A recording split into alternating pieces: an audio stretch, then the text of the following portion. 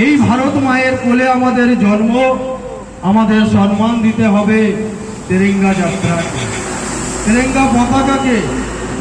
কারণ আপনারা দেখেছেন কিছুদিন আগে বহু জায়গায় অনেক ঘটনা ঘটে গেছে,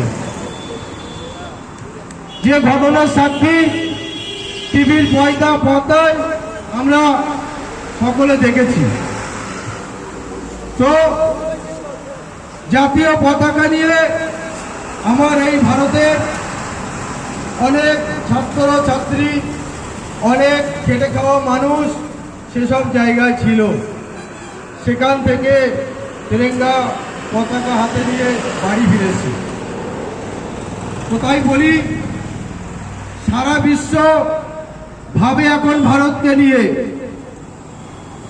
আমরা যে ভারতে বাস করি সেই ভারতবর্ষ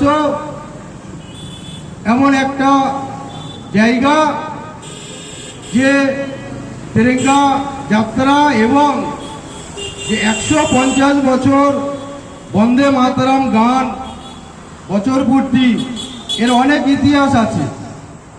রাজত্ব কারা করত, কত বছর করে গেছে, ব্রিটিশরা কি করে গেছে, আমরা সেই জায়গায় দাঁড়িয়ে